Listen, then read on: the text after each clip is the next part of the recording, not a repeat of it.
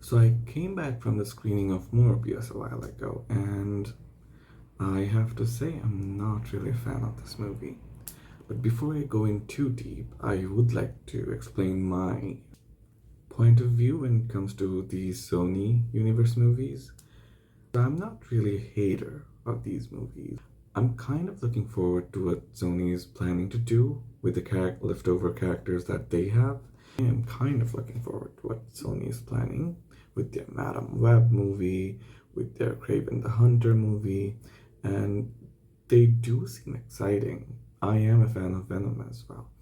Didn't really like the second one, the first one worked for me. It was not terrible either. The second one was not terrible either, but just didn't work for me. But when it comes to Morbius, well, let's come to the main point of this video, Morbius. Before I go in deep, I would like to mention that this entire video is spoiler free, so you have nothing to worry about spoiling this movie if you do plan to watch it. So, let's begin. The moment when they arrived in the Mexican cave, things started happening, I was on board. I loved the idea, the first half worked for me, the actors were doing a great job. But I thought maybe they will explain some stuff as we move forward in the movie. But then I realized that they just moved from scene to scene without really trying to connect them. And they didn't bother explaining some stuff. It's like, because it's an origin story, sometimes these movies can be slow, which we have to understand because these are not established characters. They sometimes will need time to give them some depth, give them a backstory. But in this case, I guess they wanted to make a fast movie without taking too much time to set things up, and it kind of didn't work for me. I didn't like the idea that they're just moving from scene to scene without explaining some I didn't get the motivation of the villain here, why he's doing what he's doing. Some of the scenes I have to figure out, oh, this person did this, and that's why that's happening. Okay. And also, because this movie is about superpowers and stuff, it is about vampires, and you know it already from the trailers. They didn't really set any ground rule when it comes to using these superpowers. How does it work?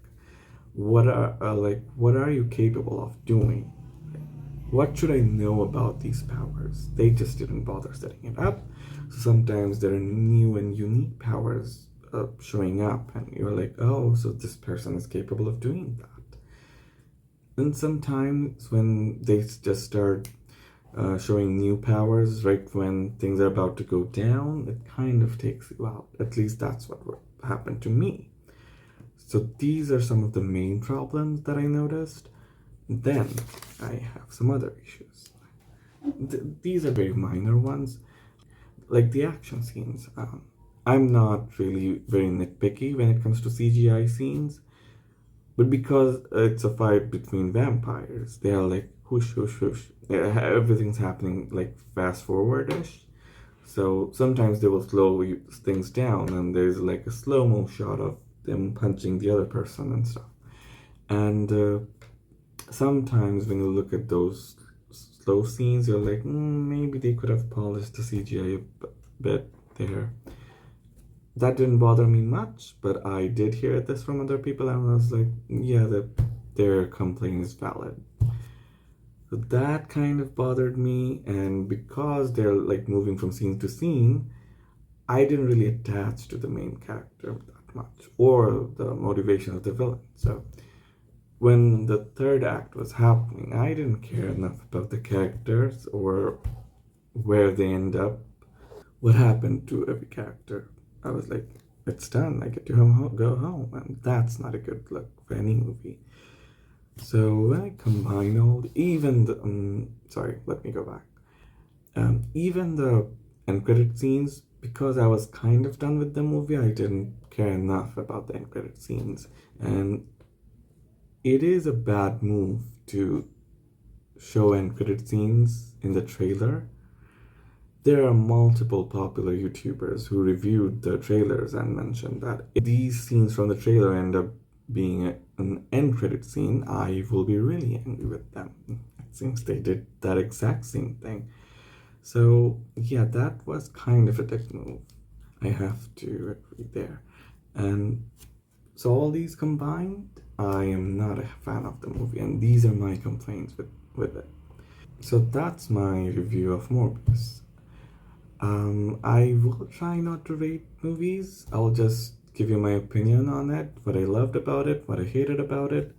For Morbius, even if I do end up rating it, it won't be a 7, a 6.5 maximum, and I hate fractions when it comes to ratings. So maybe 6. But yeah, and that's kind of being generous, and you can see the problem. So if someone says like, oh, that was a shitty movie, you kind of don't have any way to defend this movie.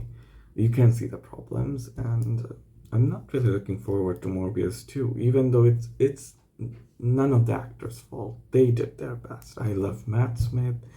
I like what Jared Leto did here, so it's not their fault. And that's what I have to say about the movie.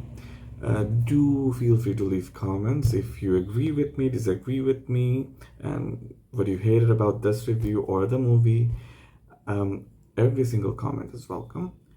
And yeah, thank you for watching.